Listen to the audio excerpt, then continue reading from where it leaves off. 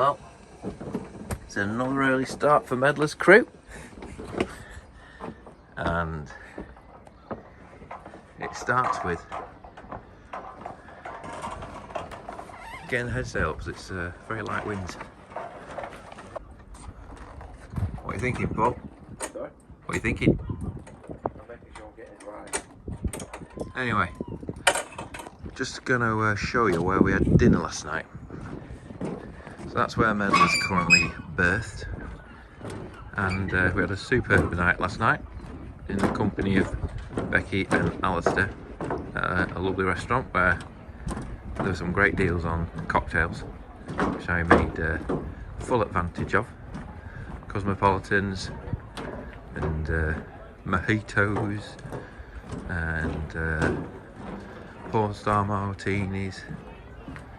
Anyway, we had dinner in these ex-naval buildings, which are really special.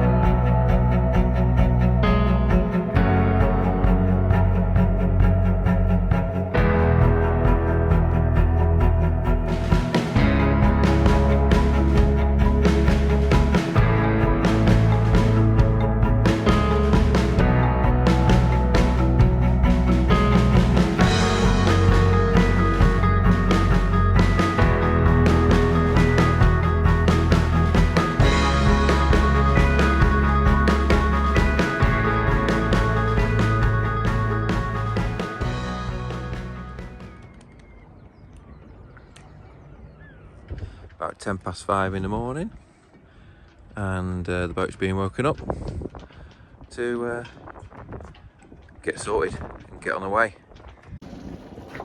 Right, slip about.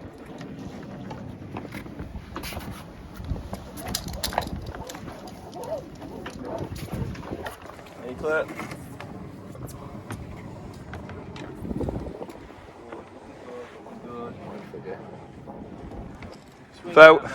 Fair winds, crew. Yeah. Go on. Stay on this side.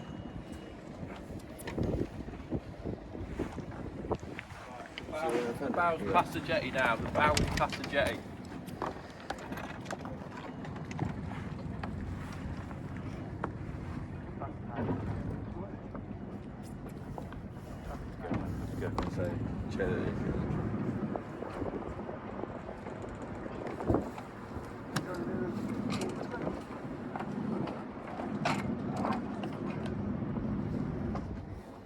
Oh God.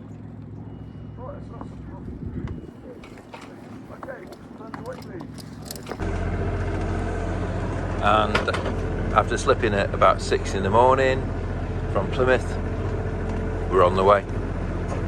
Right, Mozzie? Yeah. All good?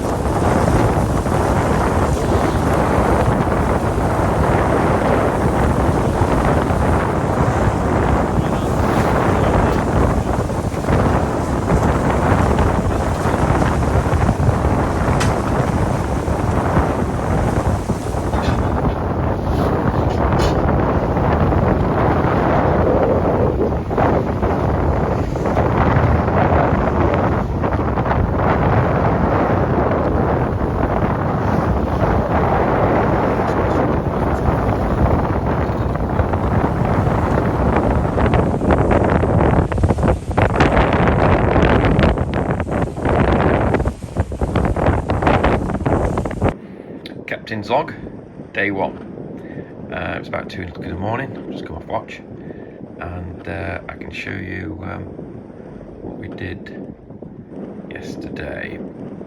So we set off from Plymouth about 6 in the morning into a force 5, and headed out into the channel. It was gusting force 6. Some of us struggled on board with a bit of seasickness, but other than that, it was a fantastic, cracking day's sail, and we made superb progress across the channel, making Ushant in by nightfall. We probably averaged about 5 knots, and all is well.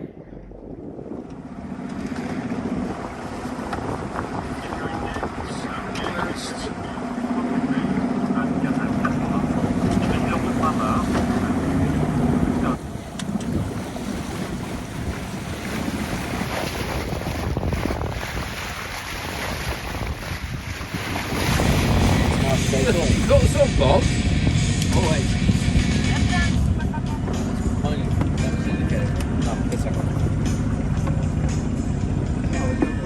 Well, we're having our spaghetti bolognese in the middle of the bay, and it's going pretty glassy. Glass carp.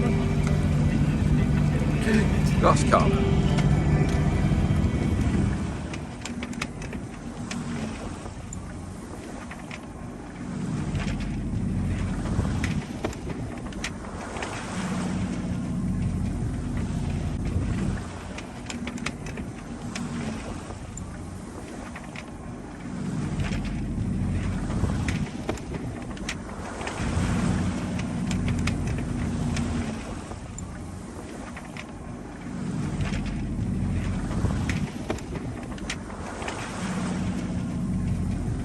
Okay, little blog here, man.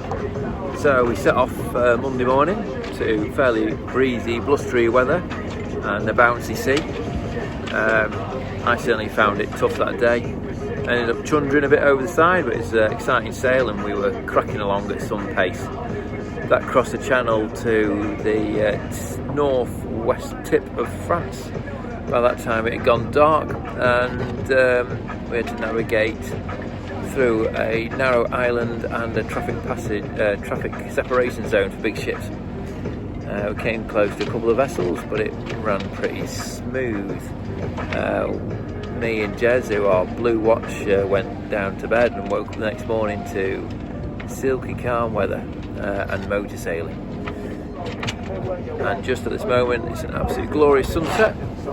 As you can see, the sun's dipping down in the distance. The sea's like glass. Me and Jez are just chilling, man, aren't we, Jez? All's good. To some top tunes.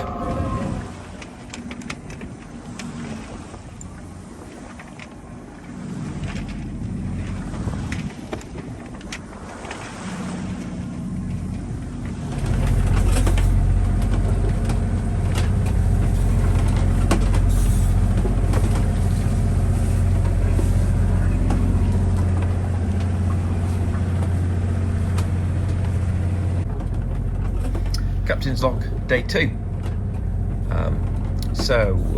We made great progress past Ushant. There was a little bit of navigation issue just going between the traffic separation zone and the island of Ushant. We thought we had an AAS target, but we couldn't actually get a visual of the boat. But anyway, it all turned out fine in the end. Winds dropped and made about steady 4 knots throughout the day, putting in about 115 miles, which is good. Here's the traffic separation zone where we had AIS target in this area here, but couldn't actually get a visual. All is well.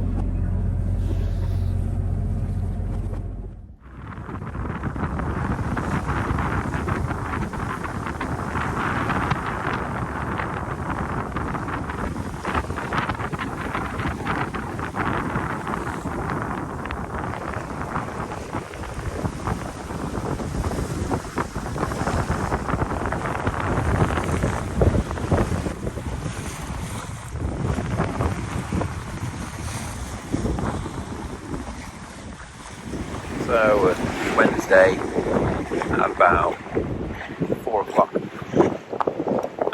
Got sweet sailing conditions at the moment. We're cruising about 5.5 knots, about 10 knots of wind.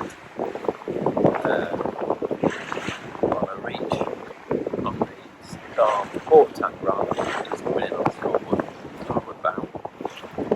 Jez is on the helm, doing about 6 knots over ground, making lovely progress. We've had a little bit of rain today, but currently the sun's out and all running super smooth, beautiful sailing conditions.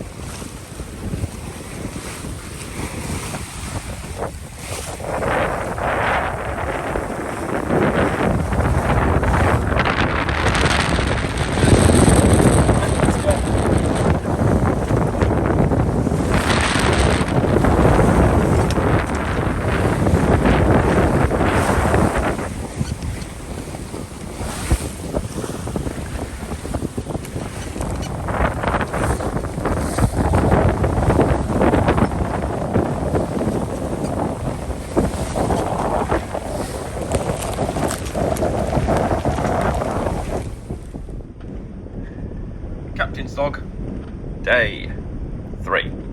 So the wind's picked up today, which is great. So we've put in about 126 miles. Average about 5 knots. We've also crossed the continental shelf, so we're in proper deep water now, about 4 kilometres deep, which is quite exciting.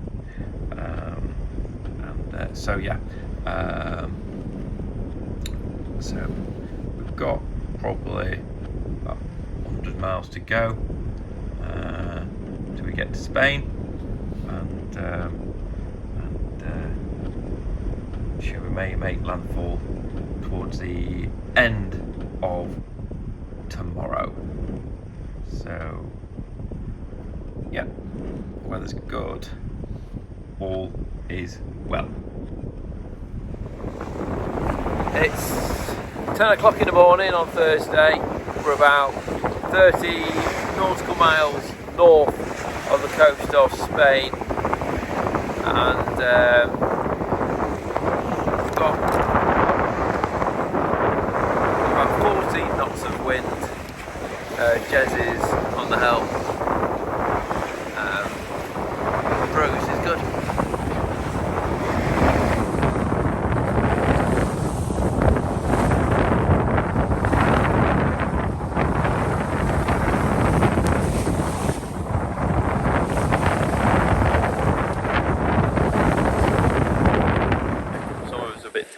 at this now for nearly 4 days. And let's see what we get.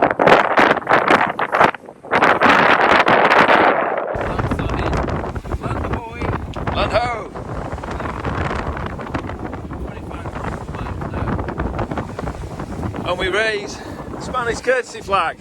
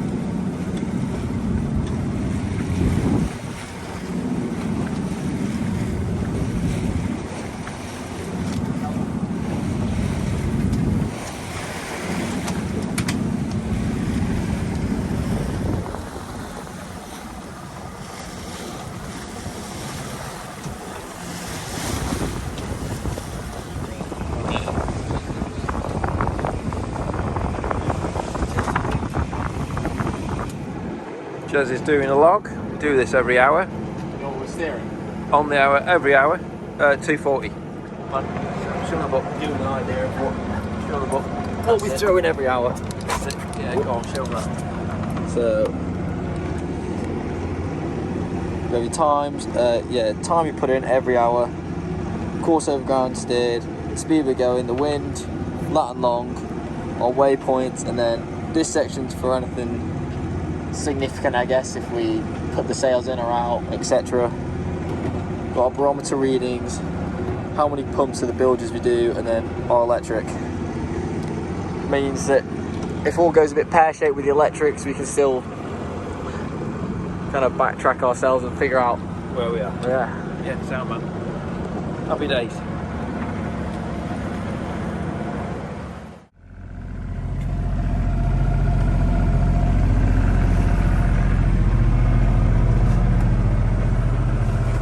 Captain's log, day 4. All is well. We are nearly in. We have nearly arrived at A Coruña. So yesterday we made absolutely great progress. We nearly did 130 miles, but not necessarily in the right direction, because we had reasonably strong southwesterlies, force 4, gusting 5, and we just couldn't make enough west. We were sailing close hauled, as close to wind as possible, and as you can see, late in the day we just had to get the engine on to take us around the headland. We will shortly be in. I reckon we've got about an hour to go, maybe 2, depending on how we find the navigation, pilotage, but we're presently following the lights of the Tour de Hercules lighthouse, which is really exciting. So all is well. The spirits of the crew are, as you expect, super high, and we're looking forward to getting on the land. Okay, this is it. We've just been given the notice for all hands on deck, because we're approaching A Coruña. So we're getting the tension on, and we're ready to go. Okay. So now we want to pair up. And what we're going to do is bowling's at the end of the lines ashore. Got it.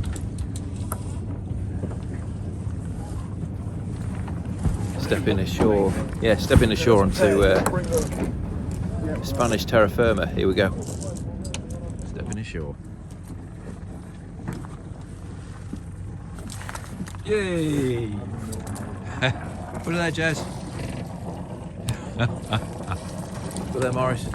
Hey, come on, Thank you, Tim. So we've just come into A Coruña and moored up on the visitors' pontoon, and a young lad, Spanish lad's come over and said that we can take the boat, move it to pontoon number 3.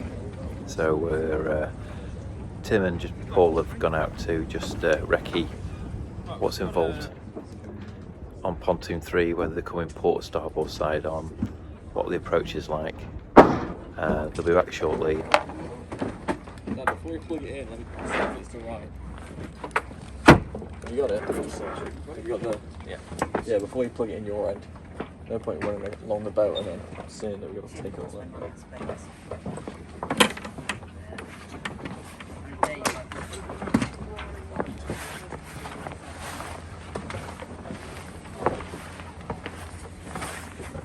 I think they're big.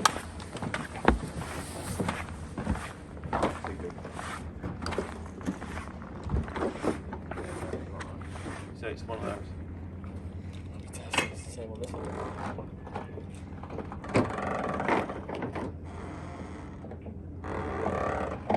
Of course, you wake up now that you arrived. There we go, so it'll be Friday. The aftermath. 7. The aftermath. We don't want to record the aftermath. Hey, the aftermath. This is it's all important. This is good. This is sweet. Yeah, there's certain areas of the boat that aren't, but yeah. The aftermath. The aftermath. The bits that had to be kept clean and tidy. Hey, tell you what, six fellas. Come on, 6 fellas on a boat. 1400. A beer for everyone? Yes, please. Yeah. Like, split, yes, it'll be half a can each. Where's the box of cereal? Oh, I know. Yeah, What's that I'm sort of looking. Have we got fresh? Have we got cold milk? Yeah, I got loads of milk. Help Cool, man. yourself. I'm assuming someone's filled out the logbook.